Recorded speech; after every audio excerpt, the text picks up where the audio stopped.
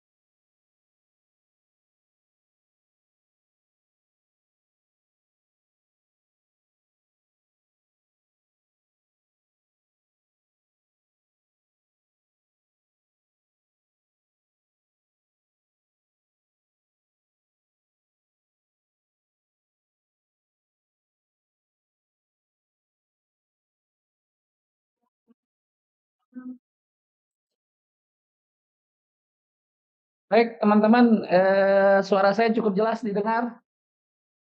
Jelas ya, Prof. Baik, kalau jelas kita mulai. Kita akan menyelesaikan satu sesi yang tertinggal dari bagian saya, yaitu tentang bagaimana ataupun upaya kita dalam membangun ketahanan sehat pada tingkat kabupaten di Indonesia ya. Jadi kan kabupaten di Indonesia macam-macam. Ada yang pegunungan, ada yang perkotaan, ada yang laut, ya, ada yang campuran dan sebagainya. Nah ini memang semakin dia bervariasi atau heterogen, tentu semakin sulit buat kita, buat Anda sebagai pemimpin di kalangan kesehatan membangun kesehatan bagi masyarakat dan bagi desanya. Nah, judul kali ini yang saya coba sampaikan ke Anda itu adalah perspektif kesehatan, pendidikan, ya, gaya hidup, lingkungan. Ya, gaya hidup ini belakangan sangat mempengaruhi tingkat kesehatan seseorang. Semakin tidak teratur dia secara fenotip, ya, kita tahu tuh bahwa manusia itu yang Anda terlihat sekarang itu sebenarnya terdiri dari kondisi susunan gen atau genotip, ya, dan juga campuran dari lingkungan membentuk diri Anda seperti saat ini, ya, serta kondisi ekonomi secara makro maupun mikro. Itu yang akan kita coba bahas. Nah, sebagai pengantar, isu penting di Indonesia itu karena masih adanya tantangan dari berbagai perspektif, ya. Kalau kita pakai perspektif Bloom, itu ada tantangan lingkungan, tantangan perilaku, tantangan gaya hidup. Nah, tetapi kalau menggunakan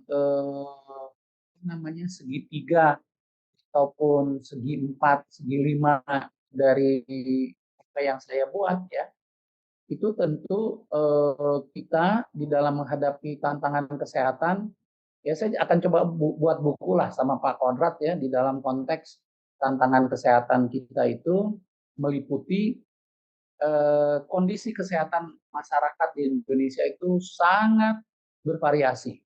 Nah, ini Ibu Eli tolong jangan coret-coret, saya punya paper ya. Jadi tantangan kesehatan kita itu banyak ya. Yang pertama tentu saja penyakit menular.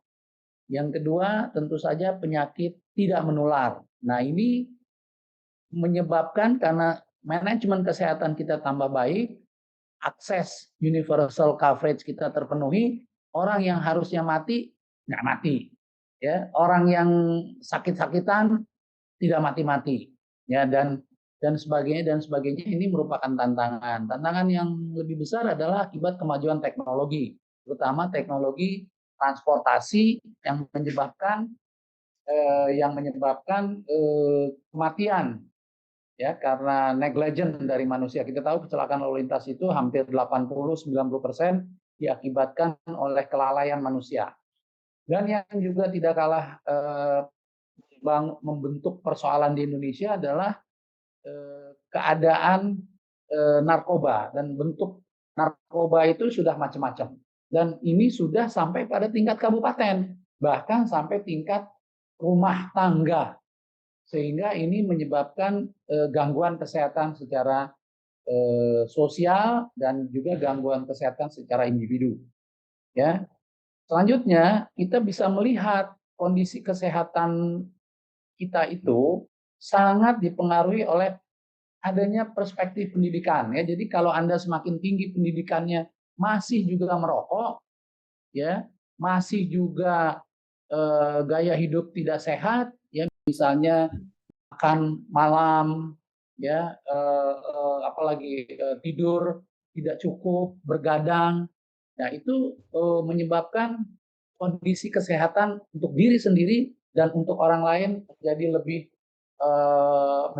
menyebabkan secara epidemiologis buruk ya. Belum lagi kondisi ekonomi secara makro, adanya perang ya, adanya penguasaan seseorang, adanya maniak person ya. Political kita juga menyebabkan kondisi makroekonomi kita menjadi tidak stabil, janji-janji yang tidak sesuai dengan omongan ya, hanya janji-janji politik untuk kepentingan diri dan keluarga, sehingga menyebabkan masyarakat yang membutuhkan menjadi tidak positif, tidak cukup baik, tidak cukup sehat. Nah, tadi udah kita bahas ya, jadi yang pertama penyakit menular dan tidak menular, dan ini yang menjadi fokus sekarang ini TBC. TBC yang kemarin-kemarin sudah down ya, sudah turun, sekarang naik lagi. Dan itu disertai dengan berbagai penyakit baru yang belum dikenal selama ini dan sekarang sudah dikenal menjadi yang namanya penyakit emerging disease atau new emerging disease ya. Dan juga malaria. Ya kan aneh nih. Malaria padahal sudah habis, sudah selesai, bahkan sudah diperangi dengan teknologi baru, yaitu menciptakan nyamuk. Ya, walaupun ini nyamuknya buat DHF ya, tapi sebetulnya tidak kalah mengerikannya adalah malaria. Nah, sebetulnya malaria ini bisa ditanggulangi dengan apa namanya? Dengan kebersihan. Nah, yang menjadi persoalan kan malaria ini hidupnya di daerah tropik dan kita daerahnya tropik, ya Kalimantan, Papua dan sebagainya. Itu kalau digigit nyamuk malaria, maka kita akan terkena masalah ini. Dan kalau sekali terkena, biasanya kita sulit untuk bangkit dari sembuh, bukan bangkit ya, sembuh dari penyakit ini. Yang tidak kalah pentingnya juga adalah hipertensi. Nah, hipertensi ini penyakit yang bukan penyakit ya, kondisi yang terjadi suka atau tidak suka akibat lamanya kita hidup. Ya kan? Selang lah. Selang kalau kita beli baru itu sangat bagus. Tapi lama-lama karena kita terus dipakai ya, mengalir darah di dalam pembuluh darah kita menyebabkan kita menjadi tidak sehat. Ya. Dan gejala yang disebut namanya diabetes ataupun insulin ya, dan ini memang sangat sulit diatasi. Kalau begitu sekali kena, well, kamu harus minum obat setiap saat. Jadi dua gejala ini makanya diabetes itu sering disebut sebagai the mother of disease. Kalau hipertensi, the father of disease ya. Dan dua-duanya pasti ini ada. Satu lagi sebenarnya penyakit metabolik yang lain yang juga sering mengenai orang, yaitu apa namanya, seperti ininya asam urat ya. Asam uratnya meninggi dan ini menyebabkan kualitas hidup menurun ya. Kesenjangan akses layanan kesehatan. Nah, sebetulnya kita Indonesia ini sudah diberikan akses yang namanya seluruhnya bisa berobat. tetapi harus memenuhi persyaratan-persyaratan.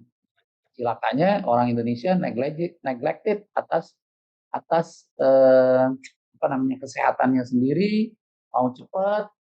Nah, karena tadi kita itu banyak manusianya, SDM-nya masih terbatas, belum lagi transportasinya, sebarannya, sehingga ini menjadi persoalan. Sorry. Persoalan berikutnya yang juga menyebabkan kondisi kesehatan kita buruk itu adalah stunting. Ya. Stunting ini menyebabkan kualitas manusia Indonesia jadi buruk karena memang sifatnya adalah kurangnya gizi dari mulai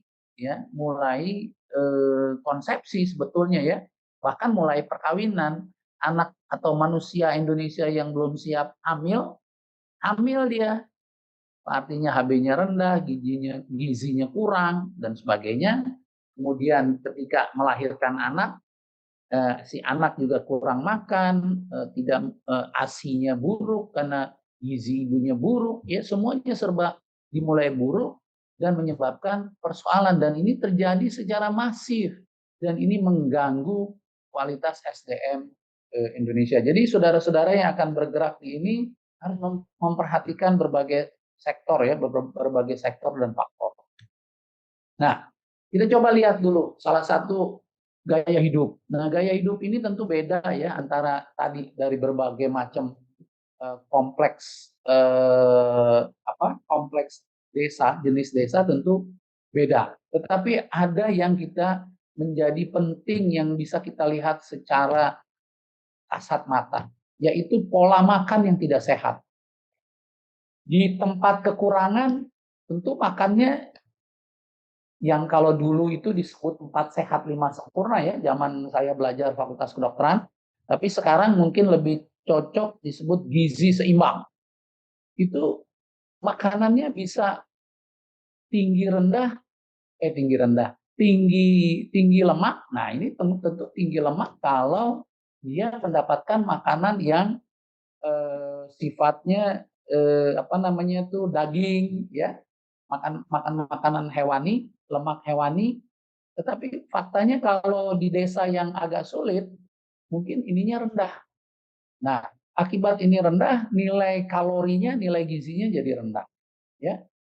Kemudian setelah tadi gizi yang rendah, biasanya pada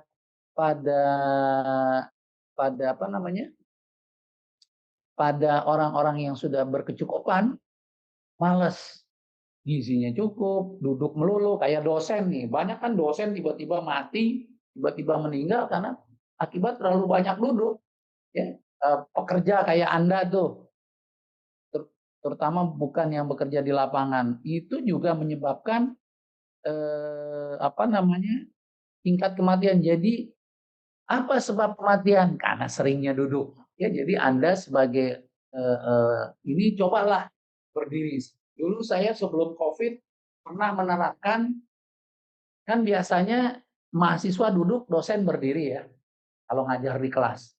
Saya balik itu, saya duduk, mahasiswa suruh berdiri, ya, supaya mahasiswa jangan kebanyakan duduk dari jam 8 sampai jam 12 atau 8 jam duduk terus. Nah, kalau dosen ada untungnya bisa berdiri, tapi dengan adanya ngajar jarak jauh gini, kita harus duduk, ya, sehingga kurang jalan-jalannya kan.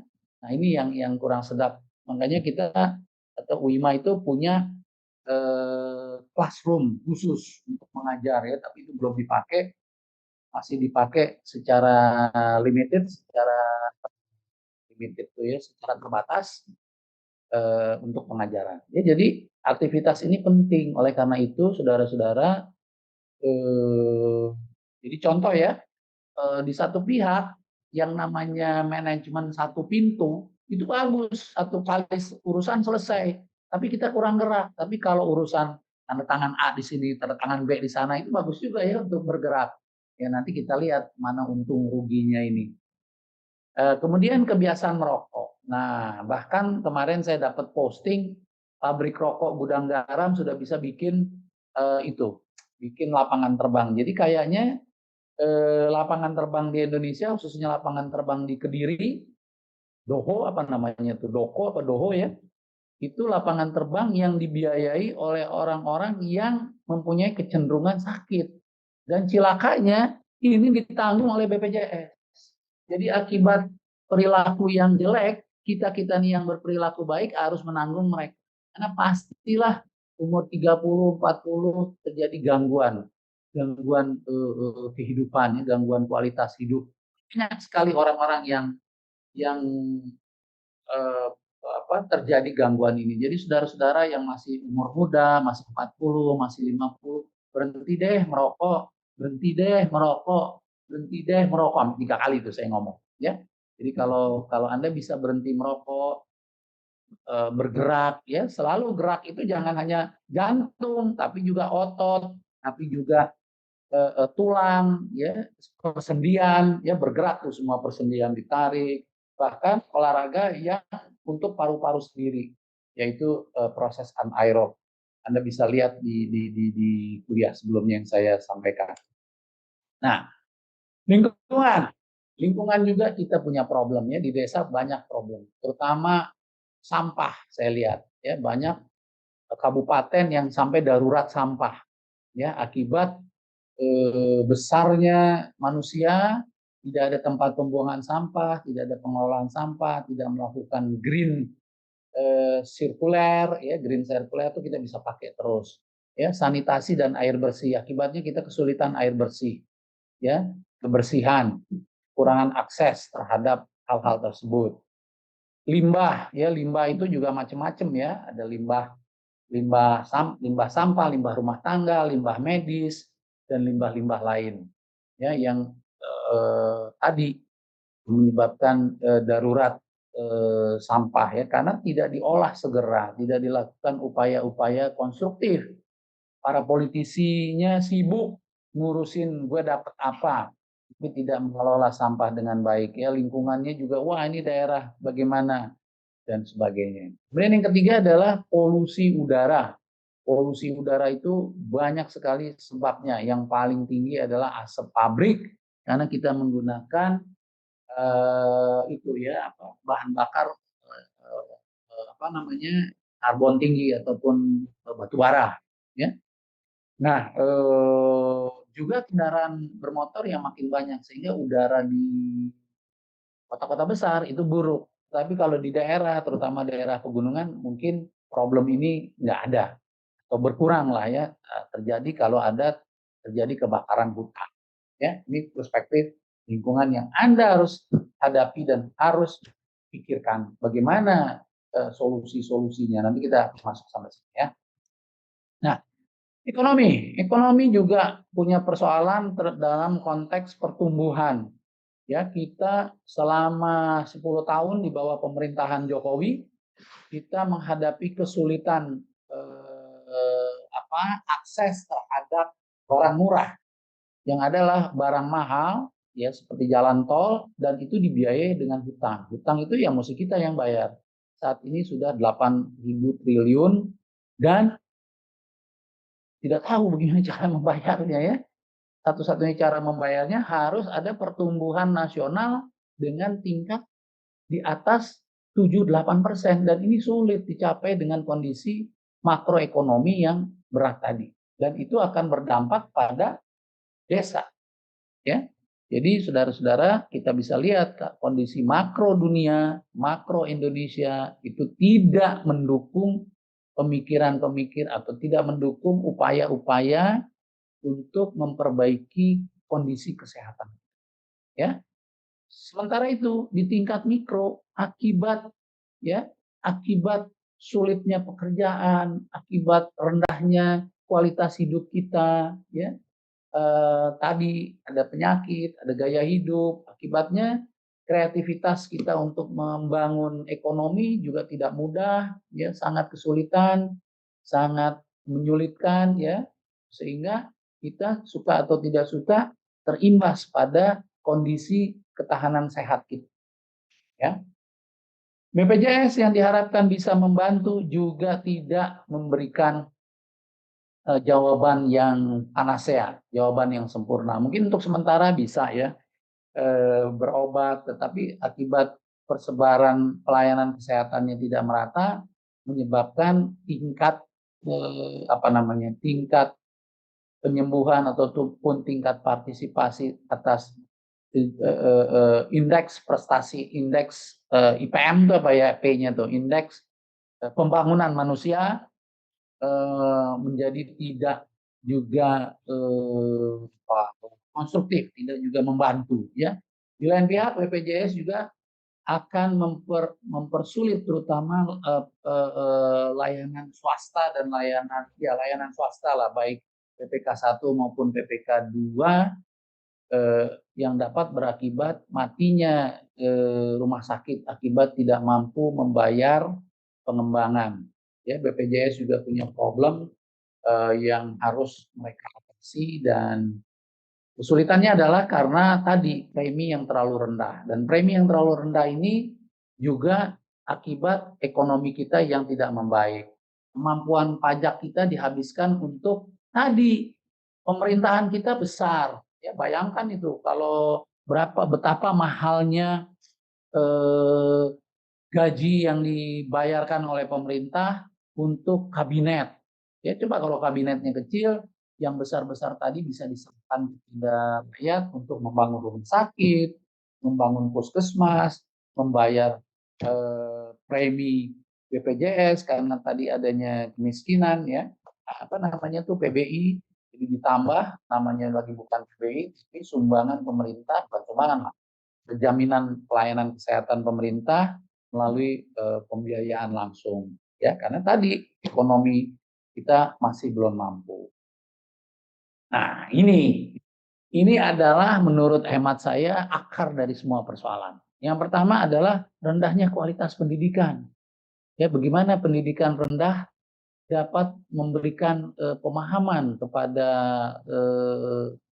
rakyat di desa. Nah, itu saya nggak tahu ya, karena saya nggak pernah jadi pimpinan desa, nggak pernah bekerja sebagai kepala dinas, sehingga saya nggak tahu. Yang saya tahu adalah bahwa rakyat di Indonesia itu akibat proses pembelajaran yang setengah matang seringkali ngomelin tugas kesehatan, ya. Kok nggak begini, kok nggak begitu, baru belajar dari YouTube aja sudah mau mengatur, ya. Nah, yang selanjutnya juga kurangnya akses pendidikan kesehatan. Jadi artinya tadi itu bahaya rokok, bahaya makanan lemak, bahaya kurang gizi, bahaya diabetes, bahaya hipertensi, bahaya TBC, bahaya malaria. Ya, bahayanya mungkin tahu kalau sudah sakit, tapi bagaimana proses prevensinya itu sangat kurang. Karena tadi kurangnya orang yang mau secara volunteer ataupun cara belajar itu memberikan. Nah, sebetulnya saya ada niat yang bisa dibangun, ya, akses pendidikan rakyat melalui YouTube, tapi pulsa juga bukan barang yang murah buat rakyat kita, ya. Dan juga ngapain, daripada mendengarkan ocehan saya, lebih bagus melihat tayangan-tayangan lain, ya. Nah, apa solusinya kira-kira menurut yang bisa saya pikirkan? Yang pertama adalah mengintegrasikan kesehatan ke dalam kurikulum sekolah. Tapi akibatnya, saudara, ya, saya mikir lagi nih, kalau kita taruh hal-hal ini, apa nggak jadi banyak nih? Pak Prabowo meminta anak Indonesia sekarang, anak kecil sudah belajar matematik. Karena parahnya anak SMP pun dalam berhitung parah, pakai kalkulator aja, pakai handphone saja, dan sebagainya, ya. Nah, akibatnya rendahnya pendidikan. Kalau kita terus membuat khususnya pendidikan kesehatan, kalau kita tidak melakukan perubahan, maka omong kosong. Ya, sebenarnya saudara-saudara, ya, untuk melakukan approach yang berbeda ini saya juga menyesalkan, ya, sehebat apapun Ibu Sri Mulyani, ya, menurut hemat saya harus diganti. Kenapa? Karena 10 tahun sudah cukuplah buat dia untuk mempertahankan. Nyatanya sejak dia memimpin Kementerian pertumbuhan ekonomi kita nggak lebih dari 5%, ya, sorry, nggak lebih dari 6%, ya. Jadi kosong kita mau maju, ya, karena tadi persoalan makro. Jadi kalau menurut saya, kalau udah, walaupun saya sepinter apapun, mungkin tidak match Ya, tidak cocok orang yang pinter begitu di pertanian. Aduh, Tapi istri ya, Dek. apa mau dikata? Berani kan, Ya? Dek? Oke. Jadi saudara-saudara, kita dapat simpulkan adalah untuk memperkuat ketahanan perlu upaya terpadu, paling tidak melibatkan sektor kesehatan, pendidikan, lingkungan, dan ekonomi. Ya. Nah, 4 komponen inilah yang saudara-saudara sebagai nanti lulusan UIMA, sebagai lulusan Adinkes, harus mampu melakukan kolaborasi, melakukan koordinasi terhadap 4 sektor tadi. Anda mungkin hanya duduk di sektor Berani, kesehatan, Dek. tapi bagaimana di sektor pendidikan? Bagaimana di sektor Iya. lingkungan? Dan bagaimana di sektor yang lain? Ya. Nah, maka selain tadi, caranya adalah dengan program preventif berbiaya rendah. Karena omong kosong, kalau biayanya macam-macam seperti Natalius Pigai untuk ngurusin ini saja minta berapa? 20 triliun. Itu lebih bagus untuk kesehatan.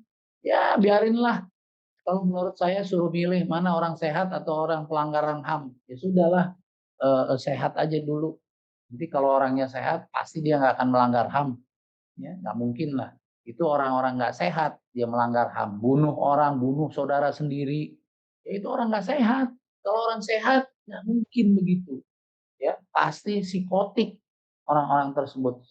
Apa namanya, gangguan kejiwaan. Ya. Dan orang-orang gangguan kejiwaan ini tidak saja pada rakyat, tapi banyak juga pada pimpinan, mungkin juga pada kita. Ya, makanya kan banyak tuh dosen-dosen yang kacau, ya itu akibat tadi. Menurut hemat saya dari sananya sudah nggak benar, ya. Nah selanjutnya adalah dengan berbiaya rendah tadi adanya pengawasan yang transparan dalam upaya kita untuk meningkatkan pendidikan kesehatan, ya dengan pendidikan kesehatan ataupun belajar baik belajar sendiri maupun belajar bersama, maka dia akan menyebabkan masyarakatnya mandiri dan sejahtera. Ya, itu sebagai kesimpulan yang pertama. Nah, jadi kita lihat saat ini saya akan bahas secara cepat juga hal-hal yang faktual di Indonesia. Tentu ada variasi di antara kabupaten Anda. Nanti Anda formulasikan nih bagian dari PR. Ya, Anda kan sudah setiap kelas setiap akhir kuliah dari pekerjaan rumah. Nah, sekarang saya coba Anda perhatikan nanti akan ada PR di ujung ini. Oke, itu siapa tuh yang ngasih kuliah juga? Baik. Sampai sini ada pertanyaan dari saudara sebelum kita lanjut kepada kondisi faktual. Saya mau jalan-jalan ngasih kuliah ini dari satu ruangan ke ruangan lain.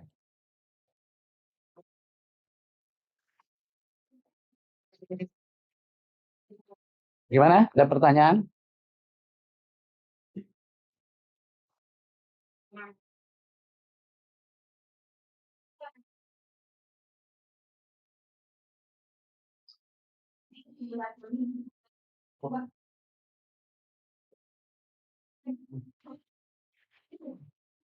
Halo?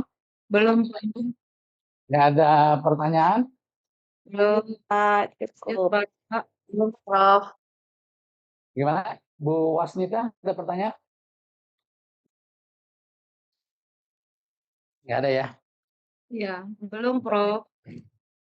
Pinter mahasiswa saya. Sebenarnya, tapi yang kuliah kurang nih hari ini, yang kuliah sedikit nih. Biasanya kan yang kuliah sampai 110, 160, sekarang cuma 110 tuh. Yang lain kemana? Tidur kali. Nah, hujan di Jakarta, di Depok hujan saat ini, di Lenteng Agung hujan. Baik, kita lihat kondisi kesehatan Indonesia saat ini. Kita pelajari ataupun kita bahas status kesehatan umum. Indonesia menghadapi tantangan menurunkan angka kesakitan dan kematian. Ya, sebetulnya ada lagi tantangan yang lain yang saya nggak tulis di sini, yaitu IPM kita yang rendah. IPM itu kan ukurannya 3 ya, kesehatan, pendidikan, dan ekonomi. Persis tuh. Kalau kesehatan kita biasanya ukurannya umur harapan hidup. ekonomi, pendapatan. Kalau satu lagi apa tuh? Pendidikan ya, tingkat rata-rata orang yang sekolah. Dan rata-rata setiap kabupaten tidak tinggi. Dan secara umum di Indonesia rata-rata pendidikannya SMP, ekonominya jomplang ya, walaupun sekarang 4.000 itu sedikit sekali yang dapat angka 4.000 ya.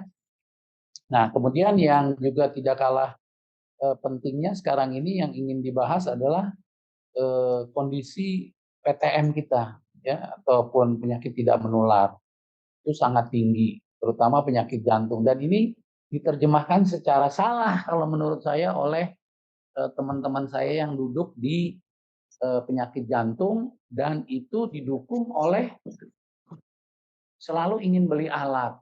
Ya memang makin presisi alat kita makin baik, tapi justru yang jauh lebih penting adalah bagaimana kita mempertahankan orang sebelum masuk ke dalam penyakit jantung. Apa itu hidup sehat? Jadi dipotong generasinya dari 40 ke bawah.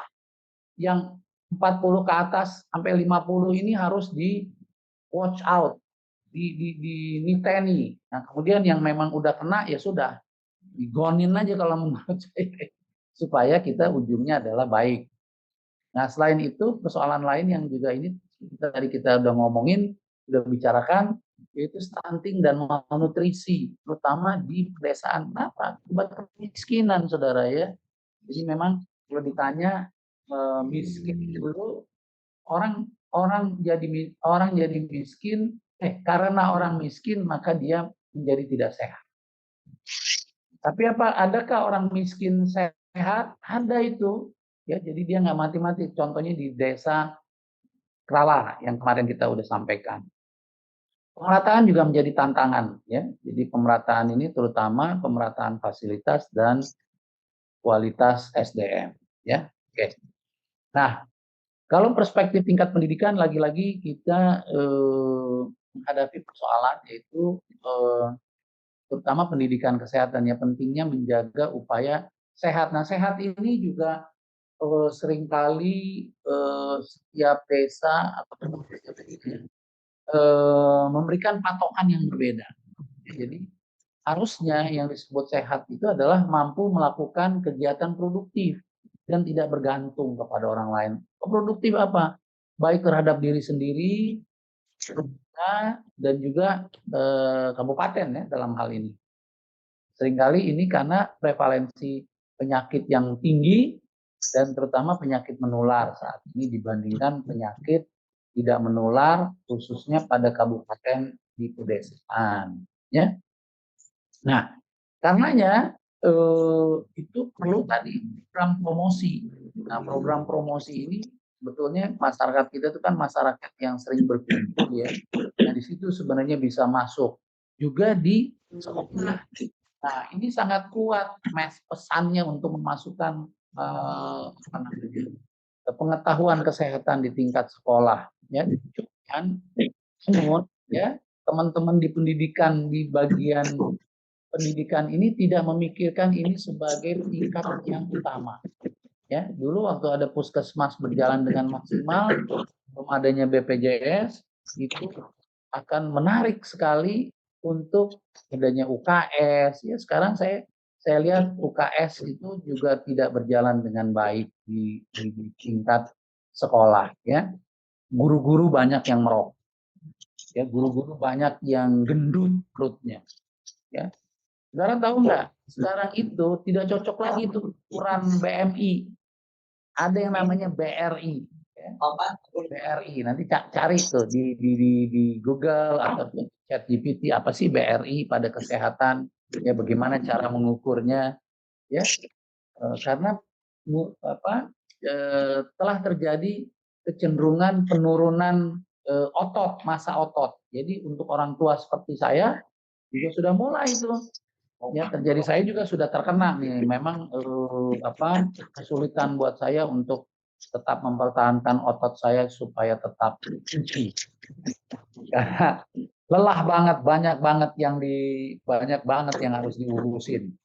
Sehingga waktu untuk berolahraga melakukan olahraga otot,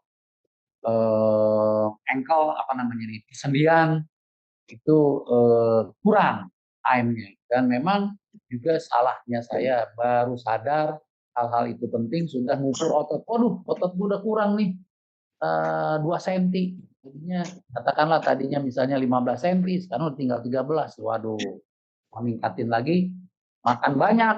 Tapi yang terjadi bukan otot yang tumbuh, tetapi perut yang gendut. Jadi ini menjadi persoalan ya, sehingga Anda yang masih 40, ayo terus gerakan otot Anda seperti besar. Tapi saya nggak akan putus asa, saya banyak lihat opa-opa umur 70 pun ototnya masih oke. Jadi saya masih punya waktu banyak. Itulah.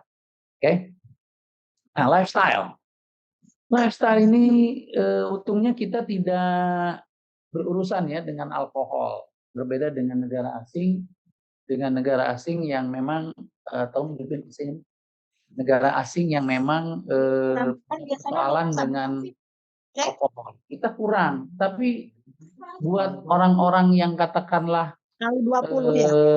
punya sedikit uang 20 ya, cm ya. menteri ya, kita bisa lihat kan salah satu menteri kita ternyata juga mengkonsumsi alkohol. Bayangkan itu kalau sampai mengganggu perilaku.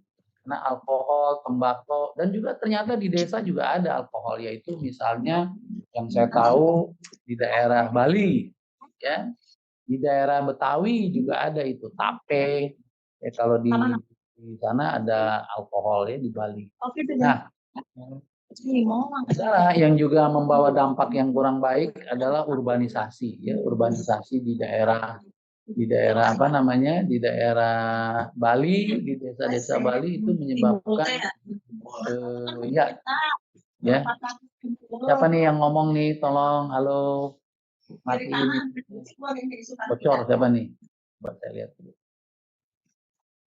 Nah, Cimarga, tolong dimatiin ininya apa, saya nggak bisa matiin. Cimarga bocor, ayo. Jangan ini dulu ya, oke, mengganggu rupanya. Baik, selanjutnya kita akan omongin tentang tadi sudah ya, urbanisasi, perubahan sosial ya, banyak kalau kita lihat di TV itu banyak pembunuhan yang nggak penting ya, bisa terjadi pembunuhan karena tadi akibat gangguan sosial, gangguan psikologis menyebabkan apa namanya, kehidupan kita menjadi tidak baik sosial akibat lifestyle. Oke, selanjutnya adalah fisik. Ya, kalau kabupaten Anda sampai kondisi fisiknya buruk ya, terutama di daerah-daerah tambang, saya lihat fisiknya buruk ya di daerah Bangka, mungkin Belitung, ya Kalimantan, wah, itu akibat penambangan yang tidak menggunakan konsep ramah penambang, sehingga akibatnya lingkungan kita menjadi buruk. Di Morowali juga ya saya dengar, Ijen juga ya itu menyebabkan, dan di situ bagaimana desa-desa yang di sana itu hidupnya. Nah, ini menjadi upaya Anda sebagai manajer ataupun apa namanya, orang yang mempelajari tentang dunia kesehatan ya. Dan yang juga menjadi persoalan baru adalah global warming. Global warming ini menyebabkan desa-desa menjadi hujan. Sekarang ini di Jakarta hujan lebat ya, di daerah terbatas, yaitu karena kacaunya alam, dan juga menyebabkan di daerah-daerah tertentu karena tidak penebangan hutan menyebabkan bencana alam. Juga daya dukung tanah ya, akibat penggunaan air tanah yang berlebihan menyebabkan apa namanya, kerusakan lingkungan ya. Juga adalah kesehatan yang tidak dukung. Jadi seperti gini, di negara maju air itu bisa udah didapat dari air asin, air udara, maksudnya dari air laut ya. Juga mesin bisa menangkap air di udara ya. Jadi Kita belum punya nih, boro-boro itu di kota besar aja nggak ada. Kita baru mimpi untuk punya. Tapi negara-negara maju sudah punya. Ya itu lagi-lagi karena pimpinan kita nggak mikir. Jadi Anda sebagai pimpinan di desa, pikirlah desa Anda. Memang frustrasi ya. Kita sendiri mikir, orang lain nggak mikir, itu akan menyebabkan frustrasi. Terus terang bukan Anda saja, saya juga ada frustrasi ya. Tapi kefrustrasiannya saya itu saya tidak ingin tularkan ke mahasiswa saya. Anda sebagai mahasiswa harus tetap semangat, ya. Saya juga akan tetap semangat ya kalau melihat mahasiswa-mahasiswa saya tetap semangat. Recording in progress. Nah, selanjutnya saudara yang juga tidak kalah pentingnya adalah tadi bagaimana nih akibat ekonomi makro skala ekonomi di negara buruk kabupaten bagaimana? Nah, sehingga kabupaten harus mampu mengelola anggarannya lebih baik, lebih teratur. Nah, ini problem di sini. Suka ada yang namanya korupsi. Ya. Kenapa? Karena kecil pendapatan kita. Mau terbang ke Jakarta nggak punya duit. Mau sekolah nggak punya duit. Ya, akhirnya Anda sebagai pemegang suka korupsi. Jangan ya. Nah, korupsi barang yang uang dari yang tidak sehat tidak akan menghasilkan sesuatu yang sehat. Itu belief, keyakinan. Ya, walaupun banyak orang nggak percaya itu. Oke. Nah, kemudian yang juga di dalam skala mikro adalah buruknya pengelolaan keuangan. Nah, akibat buruknya pengelolaan keuangan, maka ketika sakit mengalami kesulitan keuangan, sehingga apa namanya publikasi ataupun promosi tentang kesehatan finansial itu juga harus menjadi perhatian kita sebagai ahli kesehatan. Nah, apa nih paling tidak satu adalah kita mencoba ya Anda ya melakukan penguatan kesehatan primer. Nah, kalau puskesmas itu masih enak, masih dibiayai oleh pemerintah. Tapi kalau klinik swasta sudah mengalami kesulitan ya, tidak cukup uang untuk mengembangkan klinik swasta. Ya, kecuali Anda bisa melakukan kapitasi yang banyak sehingga bisa hidup klinik swasta Anda. Begitu juga klinik bidan ya, karena saya lihat mahasiswa saya yang bidan cukup banyak. Akibatnya dia tidak dapat berbisnis kecuali mau bergabung dengan BPJS. Namun BPJS itu jangan berharap bisa berkembang ya kalau sedikit pasiennya. Ya, saya pernah punya klinik di Malaysia bangkrut karena saya masuk di orang-orang sudah apa artinya klinik yang saya bangun itu tidak bisa mencukupi aplikasinya sehingga tidak mampu menggaji. Tiba-tiba terkena COVID, ya semua harus bergratis. Akibatnya saya tidak mampu membiayai terus. Akhirnya sudah saya tutup saja. Ya walaupun sekarang saya buka lagi, ya, karena memang membuka ekonomi tidak hanya harus di Jakarta saja atau harus di Indonesia saja, tapi juga ke mancanegara. Ya. Anda juga harus berpikir begitu, jangan hanya misalnya Anda tinggal di Papua, harus pindah, bisa punya di Maluku, terutama untuk ketahanan ekonomi ya. Kemudian pengendalian penyakit. Nah, salah satu pengendalian penyakit ya adalah promosi kesehatan melalui kader. Cuman kader sekarang itu juga kan ada persoalan. Dia akan tanya, siapa yang bayar saya? Gimana saya transportasi? Nah, ini juga menjadi persoalan dan ini belum ketemu caranya.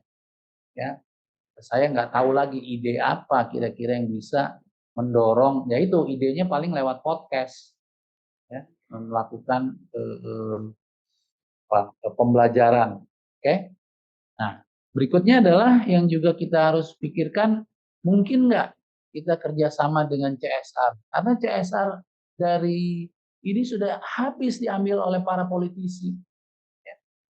Makanya swasta juga akhirnya daripada uangnya diambil oleh orang yang jadi politisi dan itu susah diatur, ya mendingan gue yang jadi politisi. Sehingga yang namanya pengusaha dan politisi, ya pengusaha dan penguasa itu menjadi satu root gabungan dan ini tidak menguntungkan untuk rakyat.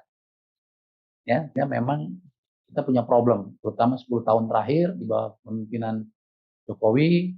Sekarang sepertinya dilanjutkan ya. Wallahu alam. Mudah-mudahan saja tidak. Ya para pendukung 02 waktu itu, ya silakanlah untuk berharap untuk tidak terjadi kesulitan-kesulitan baru. Ya, karena antara omongan, ucapan, dan perilaku tidak sesuai. Ini kita akan melihat nanti apakah keseimbangan antara ucapan dan perbuatan itu tidak sama, bagaimana dampak. Oke? Nah, pengembangan infrastruktur kesehatan lingkungan. Kita harus mengembangkan yang namanya air bersih, pengelolaan sampah, ya apalagi yang penting dari itu saya kira dua hal tadi ya, kebersihan satu lagi ya, kebersihan termasuk sampah lah, struktur apa namanya, mungkin mandi cuci BAB itu apa namanya itu MCK ya zaman dulunya itu juga harus ditata kembali, kita janganlah menyebarkan penyakit karena banyak orang sakit diare, minumnya nggak dimasak dan sebagainya lah ya, sehingga lingkungan kesehatan itu harus ditata. Paling tidak dua hal yang harus kita perhatikan yang dipikir oleh saya saat ini itu pengelolaan sampah dan air bersih. Ya, kalau ada yang berikutnya nanti Anda masukkan di dalam PR yang akan saya berikan. Nah, jadi dapat kita rangkum, mengatasi isu kesehatan di kabupaten memerlukan pendekatan yang komprehensif. Ya, nah ini PR-nya nih. PR-nya ya, tolong dicatat, nanti dikumpulin dan itu akan jadi nilai Anda lah. Nanti ujian kita lihat lah, apa perlu apa enggak. Nanti kita lihat kalau Anda sudah bisa berpikir. Jadi gini, ini soalnya ya. Pendidikan dan gaya hidup, lingkungan, ekonomi semuanya memiliki peran yang menentukan seberapa baik satu kabupaten dapat bertahan menghadapi tantangan kesehatan. Kita harus memahami kompleksitas ini dan berpikir tentang solusi yang inovatif dan terintegrasi. Nah, Anda diminta untuk menulis satu lembar, ya, apa kira-kira critical thinking Anda, ya, conceptual frame Anda kan seperti saya bilang. Kalau S1 itu analisis, S2 itu harus mampu melakukan konseptual. Jadi kira-kira apa critical thinking Anda, jadi pemikiran kritis apa yang Anda dapat menjawab tantangan tadi dalam isu ketahanan sehat di desa Anda. Jadi kalau Anda tinggal di Lampung, ya ceritakanlah tentang Lampung.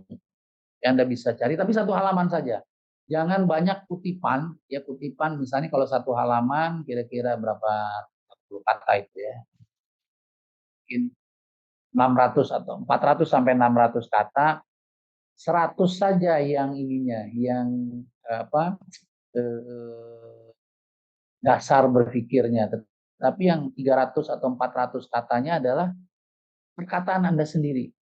How the way, bagaimana caranya Anda keluar ataupun memiliki gagasan, ide ya untuk solusi atas tiga persoalan tadi di daerah Anda. Ya, itu ya. Soalnya satu, jadi satu halaman saja. Jangan berlebihan, jangan juga kurang deh. Satu halaman lah di concise sehingga kita bisa. Jadi Anda sudah berpikir bukan secara teks, secara taktikal, tapi lebih pada conceptual thinking. Nah ini, jadi kita bisa lihat, ya, banyak.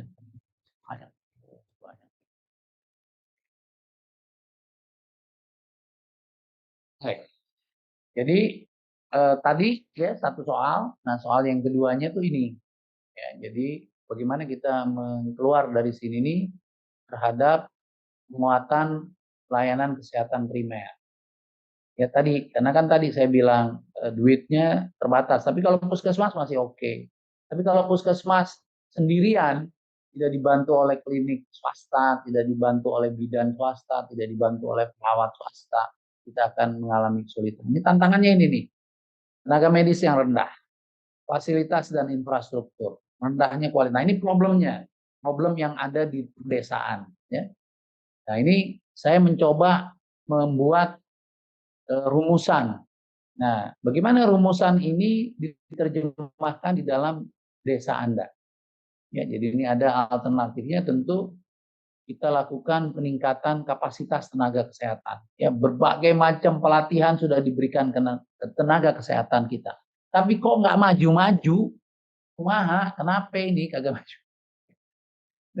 Belum selesai perjuangan kita, sudah harus melakukan perubahan akibat perubahan dunia. Yang tadinya catatannya kertas masuk dalam catatan digital, ya.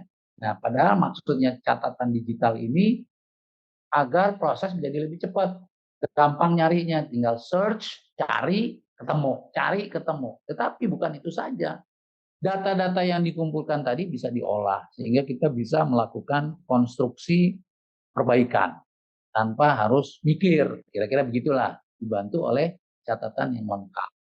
Nah, upaya lain yang juga bisa dilakukan akibat nakes kita kurang, Anda bisa bekerja sama dengan universitas. Universitas itu sekarang ada yang namanya MBKM, KKN, ya, Anda bisa pakai ruang itu. Tetapi ketahuilah bahwa dia hanya sementara. Sementara yang persoalan Anda itu akan terus menerus. Jadi jalan satu-satunya ya hanya anak-anak ini ataupun kegiatan magang ini hanya untuk memberikan penyegaran ataupun apa namanya, upaya kita untuk lebih menggandeng mereka untuk mengajarkan hal-hal baru kalau ada, ya, sehingga desa ataupun kabupaten menjadi lebih lebih memiliki warna baru. Nah, pengendalian penyakit itu juga terutama TBC, ya, TBC dan malaria yang menjadi fokus sekarang kayaknya itu, ya. DHF juga sebetulnya ini. Nah, ini umumnya itu karena kesadaran yang kurang, ya, kesadaran yang kurang dari masyarakat kita, awareness dari pimpinan kita juga kurang. Nah, mau promosi dananya nggak ada.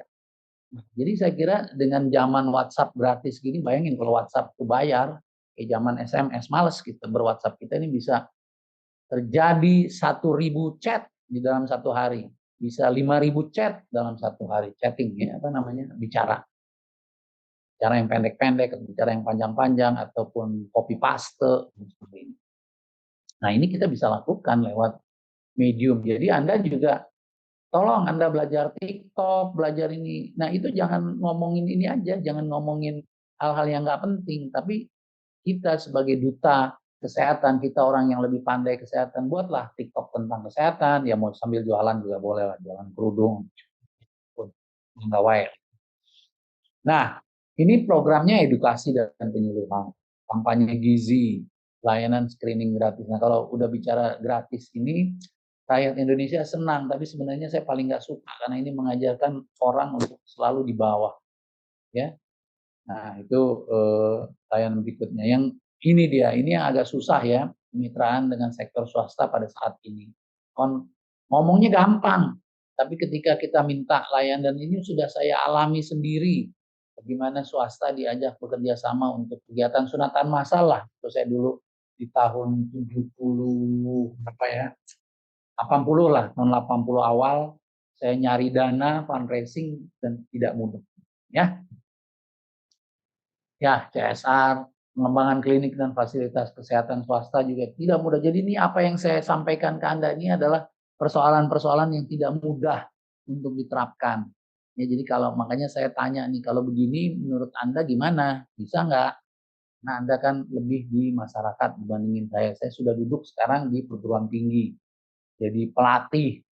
Tapi saya sendiri tidak, ya, turun sebagai pengabdian, tapi hanya sebatas satu daerah, ya, tidak dengan Anda yang atau tidak dengan komunitas kita punya program studi ini di mana dari seluruh Indonesia. Pengetahuan infrastruktur. Nah, pengembangan infrastruktur juga penting, ya, karena jalan yang buruk menyebabkan stres. Stres terhadap lingkungan, ya, kondisi infrastruktur yang jelek, ya, penyimpanan air yang nggak pernah dikuras, yang 3M tuh, mana tuh 3M? Udah hilang. Ya, 3M itu menimbun, menggali, mengubur. Menggali, menimbun, ya, menimbun, mengubur, itulah pokoknya yang 3M untuk supaya penyakit tidak berkembang, ya. Gimana terhadap tantangan polusi udara, sanitasi yang buruk, sampah yang di mana-mana, Bahkan yang lebih gila lagi sekarang adalah sampah plastik. Ya.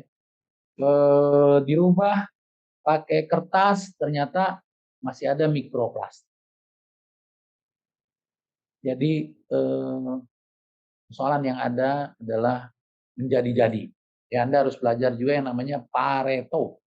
Pareto itu adalah jika makin besar sudah diketahui, yang kecilnya timbul.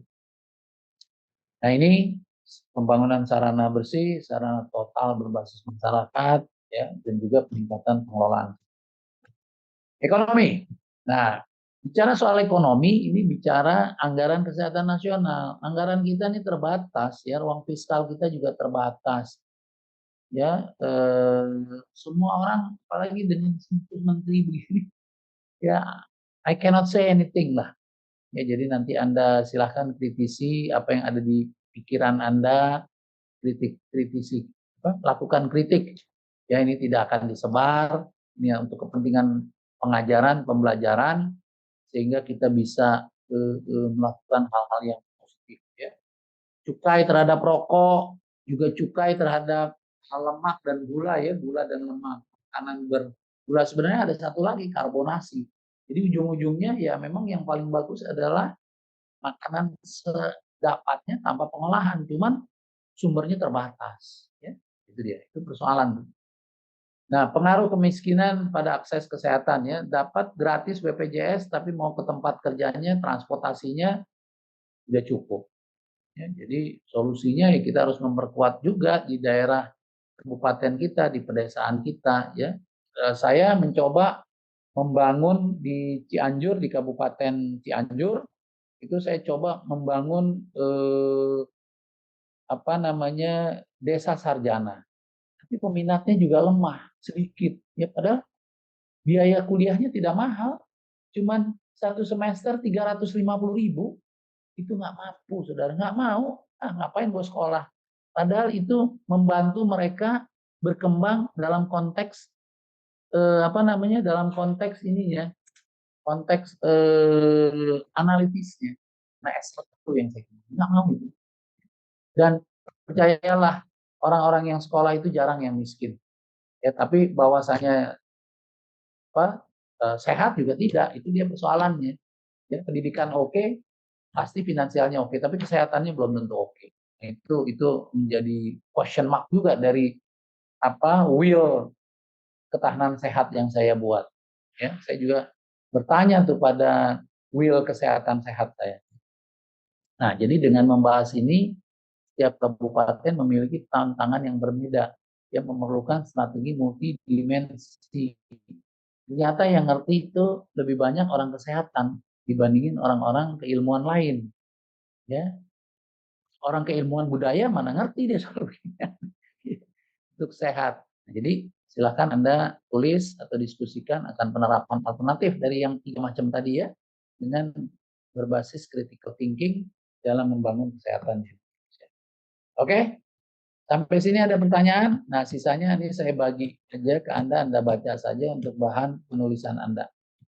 Ya, ini banyak sekali, tapi idenya yang terakhir nih kayaknya, di mengatasi pembiayaan kesehatan dan korupsi di tingkat kabupaten membutuhkan pendekatan strategis dan terintegrasi. Ya. Selain strategis dan terintegrasi, ada dua, ya, saudara, di dalam memberantas korupsi itu. Yang pertama adalah satu, sistem yang tidak memberikan kesempatan untuk korupsi. Dan cilakanya di Indonesia itu yang disebut korupsi salah satunya adalah gratifikasi. Gratifikasi itu pemberian baik punya maksud maupun tidak punya maksud tanpa ada urusan. Ya, sebentar saya ambil ini dulu, baterai saya mau habis.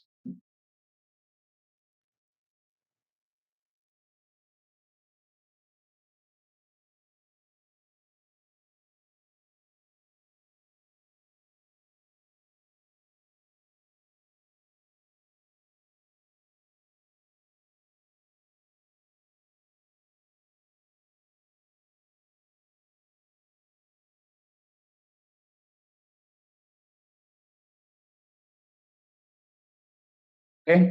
Nah, jadi yang kedua adalah transparansi. Jadi tadi saya cerita budaya kita seringkali kita membawa apa-apa ya, dan itu kalau ada kepentingannya itu disebut gratifikasi. Dia agak susah nih apa namanya memberantasnya ya. Dengan meningkatnya transparansi melibatkan masyarakat ya, masyarakatnya juga ikut korup. Jadi agak susah ini ya nih.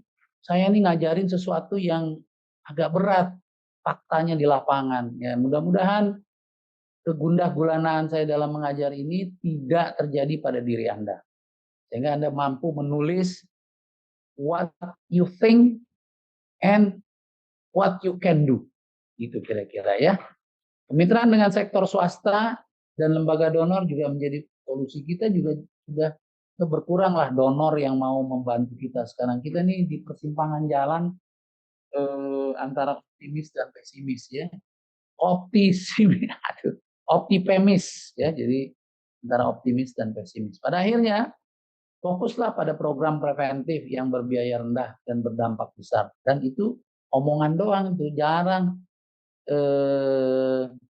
Ya olahraga itu kalau mau sekarang itu kalau kita mau yoga pergi sekolah mahal ya. Nah itu banyak di YouTube saya lihat yoga yang baru-baru yang tanpa membutuhkan alat, di sekedar duduk, latihan, gerak-gerak ya, tarik ke belakang dan sebagainya. Jadi nggak usah takut ya anggaran yang baik. Ada pertanyaan sampai sini? Mungkin kita bisa berdiskusi sebentar. Saya akan bagikan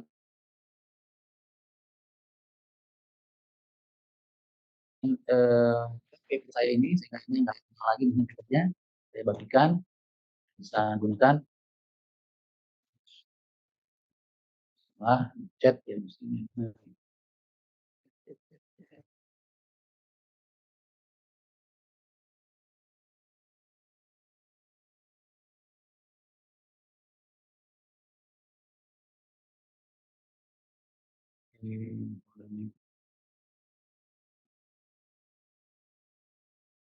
Ini file Anda, my computer,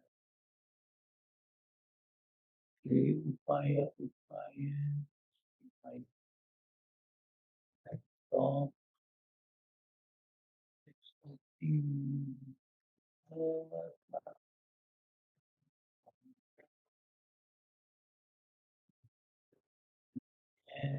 ada.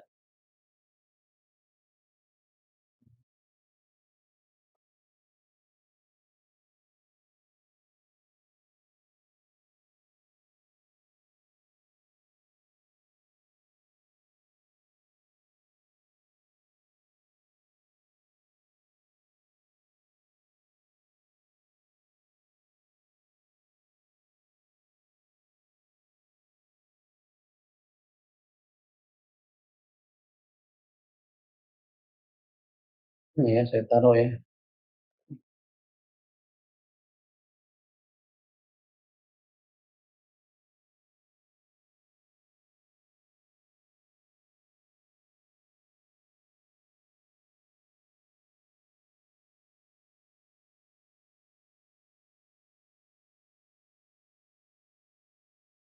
Bentar ya.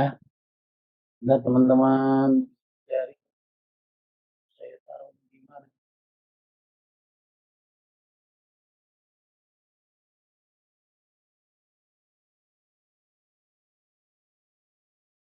Gitu.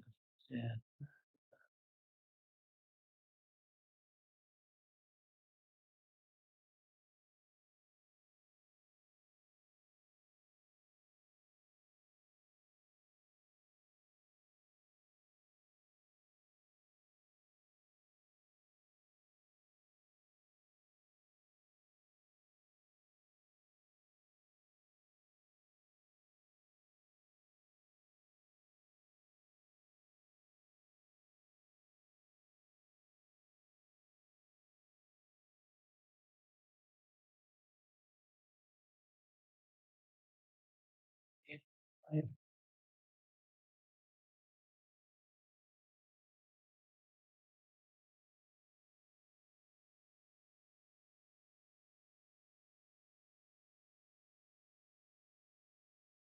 Oke, sebentar ya teman-teman.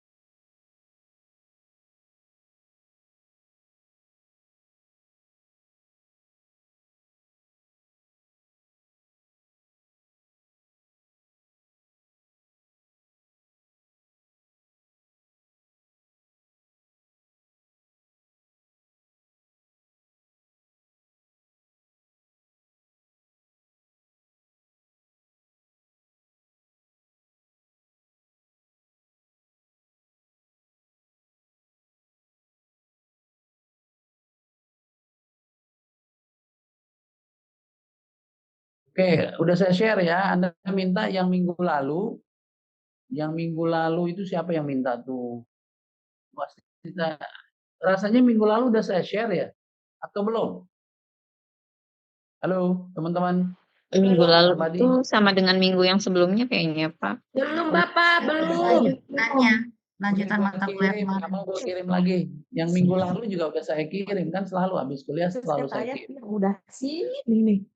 Yang jadi teman-teman yang nggak punya di kuliah yang pertama itu minta sama temennya, ya. Karena kalau saya bikin lagi ngebebanin saya punya ini. Anda cari deh temennya. Terus ketua grupnya kalau punya kuliah minggu lalu kasih. Nah yang ketua yang minggu lalu eh, tentang apa ya? Saya lupa tuh ngasih kuliahnya. Sebentar, saya lihat dulu deh.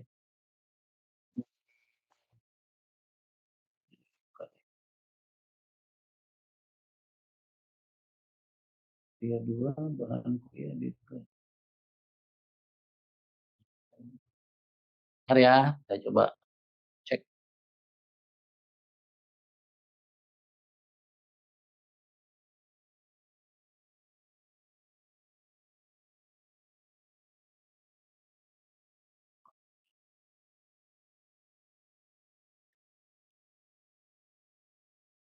Lihatnya di mana nih? Di bahan. Ketahanan ini Pak, Prof. Ketahanan sehat. Iya ya, minggu lalu tuh Ketahanan sehat. Sehat yang ada itu Prof yang trias kesehatan itu Prof. Pendidikan pagan. trias ketahanan sehat, pendidikan, kesehatan, ekonomi. Yang ada pagan yang diterangkan. Yang ada PR-nya, Prof. ada apa? Yang dikasih PR waktu itu untuk Iya, ada tugasnya, Prof. Itu, Ada minggu tugas lalu yang kedua. Ketahanan sehat. ya, Ketahanan sehat berdasarkan trias. yang pertama nih. Pertamanya nanti lanjutan yang kuliah kedua itu yang lanjutannya mulai dari slide ke 10 kalau Iya itu dia betul. Yang jadi kuliahnya itu satu slide. Iya, betul, Prof. satu Jadi kan PowerPoint ya. itu saya berikan. Yang pertama itu saya berikan ke Anda.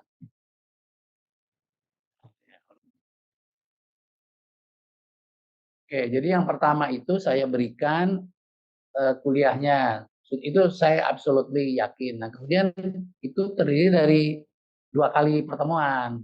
Bahannya 1, ya. Nah, tandanya tuh belum dibaca tuh teman-teman yang minta tuh. Iya, itu benar lanjutan dari yang pertama. Iya, nah yang kedua yang sekarang ini bahannya dari situ dan saya tidak selesaikan. Jadi silahkan dibaca.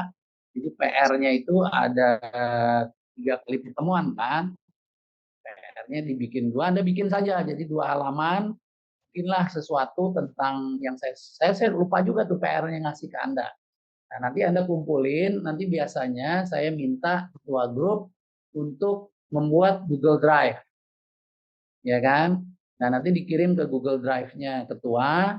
Kalau muridnya dari berbagai lintas angkatan, dibagi deh per angkatan. Jadi nanti akan 3 atau 4 Google Drive atau 2 Google Drive. Nanti saya akan download dari situ sehingga tidak perlu menggunakan email dan sebagainya. Gitu ya, Pak ya. Ini ada doktor di bidang pengajaran digital. Oke, saya kira cukup ya. Kalau nggak ada pertanyaan. Izin Prof, Ya. Apa nih? kemarin kan udah ada 2 tugas ya dari Ya. Prof. Ya. Itu kita udah upload tapi dalam 2 file terpisah dok, nggak digabung jadinya. Ya nggak apa-apa. Uploadnya kemana? Kan belum saya minta untuk upload kemana. Iya, Google bukan. Drive aja, Prof. Kita kebetulan sudah ada link Google Drive-nya Prof. Ya gini. Paper 1, paper 2, Prof. Maksudnya tugas pertama, tugas kedua. Sekarang berarti tugas ketiga, begitu. Dan ini tugas ketiga. Jadi iya, nanti betul. boleh. Kalau memang Anda sudah upload saja. Nanti tinggal kasih tahu saya bukanya di mana. Rencananya Ya, baik, Prof. nanti Nanti setelah kita tugas Prof bahas yang ya. ketiga akan diupload, Prof. Linknya akan Boleh, dikasih boleh. ke Prof. Boleh. Jadi Iya. dibagi tugas 1, tugas 2, 2, tugas 3. 3. Ya. Setelah selesai yang ketiga, selesai semua, baru dikirim ke Prof. Ya. Dikirimnya nanti lewat Google Drive. Iya, Google Drive, betul. Ya. Izin Prof, untuk angkatan 2024 yang angkatan 4, saya sudah japri ke Prof kemarin linknya, tapi memang masih waktu itu 2 tugas. Nah, tugas hari ini nanti tinggal teman-teman mengupload berdasarkan folder nama masing-masing. Gini. Kami sudah kirim Prof, nanti saya kirim ulang. Ya, gini aja. Kita sepakati ini baru. Anda bikin dulu 1, 2, 3, Betul. gabung. Siap, Jadi saya dapat 3 halaman dari masing-masing orang, siap. ya, dari masing-masing orang dibagi per angkatan, nanti ditulis. Ya. Jadi tahun masuk ataupun angkatan, terus namanya, angkatan namanya, nanti terpisah tuh Google Drive-nya. Ya. Atau kalau memang Anda mau ini kirim, karena kalau dikirim pakai email akan ketiban. Jadi lebih baik masukkan ke Google Drive Google Drive. dan masukin dalam satu topik saja. Tugas Hafizur Rahman 23. Iya. Itu ya. Iya, Prof. Oke, nanti lebih jelasnya kalau nggak jelas ketua kelasnya kirim message ke saya, nanti saya coba jelaskan karena saya juga lagi disibukkan dengan persiapan akreditasi nih. Gitu ya. Siap, Prof. Baik, terima Baik, kasih. Prof. Makasih, Prof. Assalamualaikum warahmatullahi wabarakatuh. Waalaikumsalam warahmatullahi wabarakatuh. Warahmatullahi wabarakatuh. Terima kasih yang angkatan 5, kita linknya tetap sama ya, tinggal dilanjut ya, karena saya udah buatkan linknya yang sama. Terima kasih. Oke, Baik, Ibu Ketua. Terima Baik, Ibu kasih. Ketua. Terima kasih Oke, Bu Ketua. Ya, Angkatan kelima di grup WA kita ya. Ya, Ibu Ketua. Iya, Ibu Ketua. Ya, kita live dulu. Nanti di grup ya. Kita udah ada link penugasan. Tinggal 1, 2, sekarang 3. Oke. Oke. Oke, makasih Bu Siti. Bye. Ketua.